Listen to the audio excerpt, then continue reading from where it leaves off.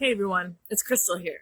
So, you haven't had intimacy in your relationship, and you find that your partner's not initiating it. They aren't initiating intimacy, and you feel they're pulling back or holding off and unavailable. This is affecting the way you guys are connecting, the way you live in your household together. It's affecting the way you feel about yourself.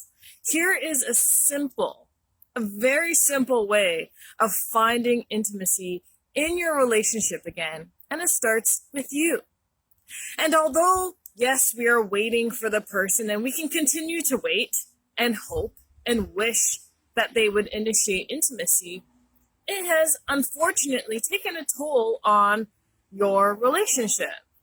So the first thing we want to do is work on how this lack of intimacy was created, where it started, and then start working through the emotions, because energetically, you're holding on to something that is preventing you from connecting with your partner. So we want to first and foremost start at that place of how this lack of intimacy started. Once we relieve that, which can be done quickly, we want to explore how feeling intimate with our partner would be like and what things we would like. And perhaps your partner isn't open to having a conversation about that now. That's okay.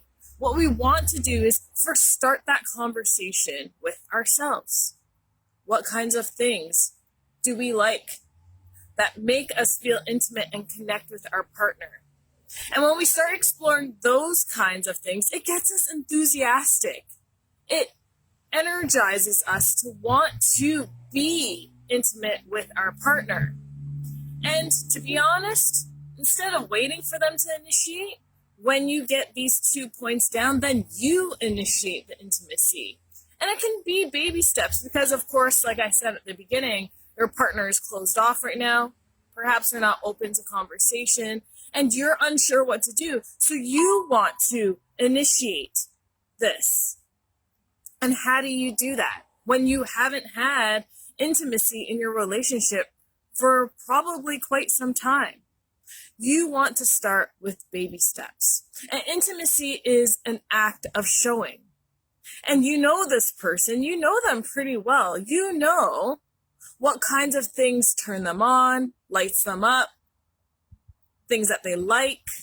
And we want to show that to them. So we are proving to them and providing an environment that they feel that we understand them, that we get them, that we can connect with things that they like.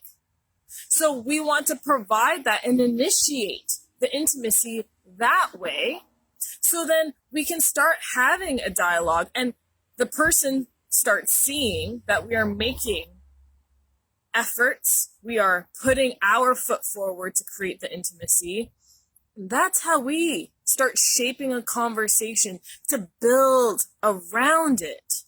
But until we can get there for ourselves and move past the difficulties that have prevented the intimacy, first and foremost from existing in the relationship, and then getting to know what things we like to make us feel intimate with our partner, things that we know our partner likes, and then start initiating it with small steps. That could be cooking their favorite meal. And then they recognize that, and then you have a conversation over dinner and give your attention to them.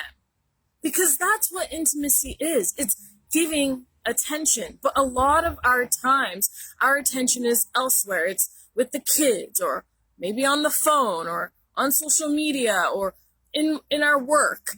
And we don't give our partners enough attention. So when we can do these simple steps, this is how we find intimacy. We look for it by creating it. But there are many reasons and many things that prevent us from feeling intimate with our partner. And that's super important to, work through, because that prevents us from authentically and genuinely connecting from a place of love, from where we feel it, versus just moving through the motions and doing the things that we think, should create that intimate setting, but they don't, because it's all the feeling tone that's associated with the actions. So I hope that makes sense. And if it does, I'd love to hear what certain things you find build the intimacy between you and your partner. Maybe something that you would love your partner to do to make it a more intimate moment for you. And then this is how we take initiation in our marriages, in our relationships, and then that gets reciprocated back when we can start building it for ourselves instead of waiting for somebody else to do it.